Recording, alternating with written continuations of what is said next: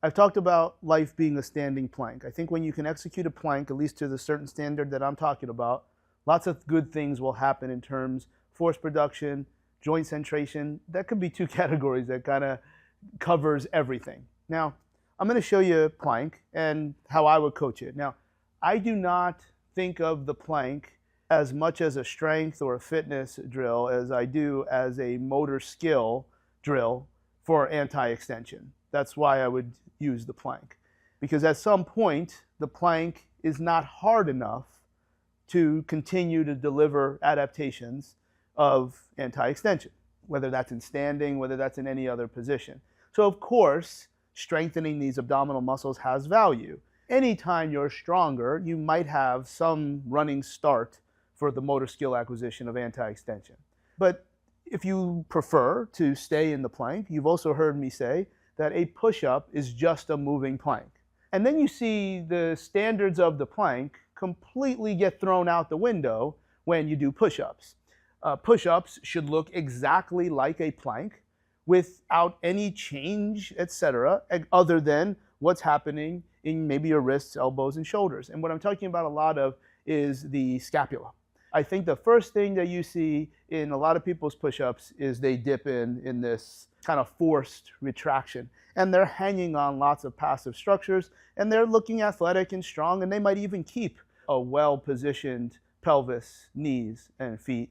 But this is what happens versus the plank where you're constantly pushing the floor away. I don't think that's nearly a strength issue. I don't think that's nearly a stability. I think it's just they just do it wrong and they're not coached. And then, of course, you may find that it's a strength limitation. There's a move in between that might actually prove that this is just a strength issue. I don't have a name for it. You can call it whatever.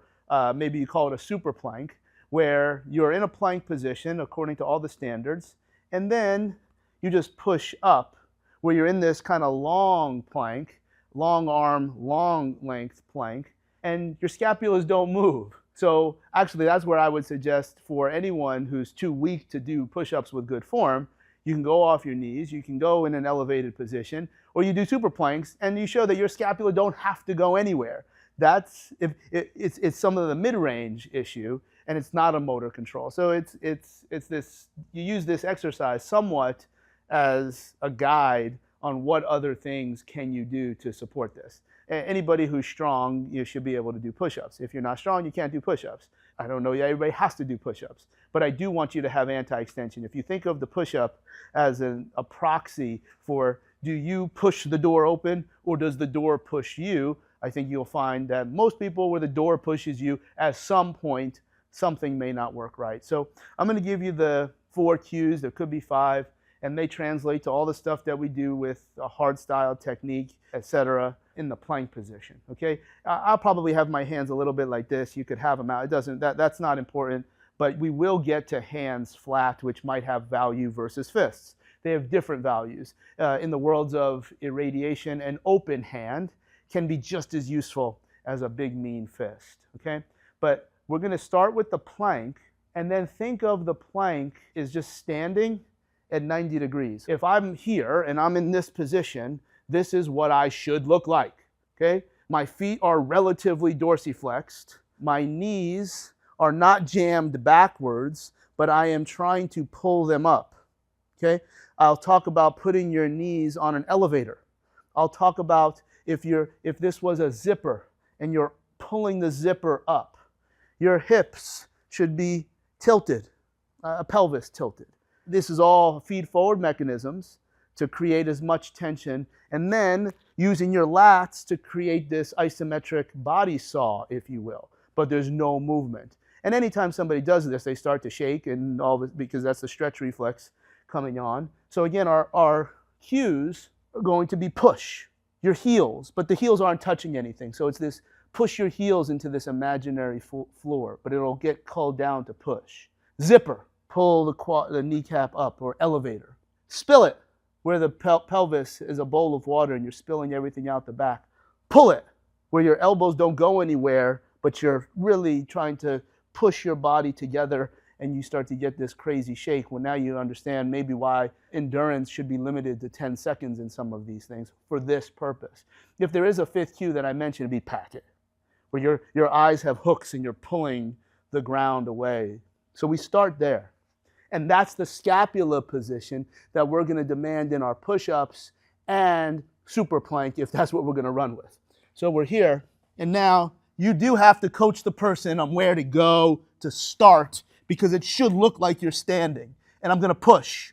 So there's my dorsiflexion. I'm pushing. Okay? I'm going to zipper. I'm pulling my knees up. I'm tilted, and I'm pulling. And you can see the shake.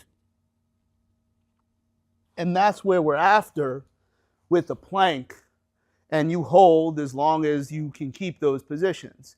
Literature might suggest that, I believe McGill would talk about this, that in bird dog particularly, I don't know if it's the same as the plank, but going for 10 seconds would be one of your limits, okay? So when you see where the scapula are with that slightly protracted position, I've talked about it's like the Pacquiao shoulder. So when you watch Pacquiao finish, a punch, where is the shoulder blade? When you connect on a down and in fastball, where are the shoulder blades? When you impact at golf swing, where's the shoulders? It's always in that centrated position. It doesn't mean that you should never train outside of that position.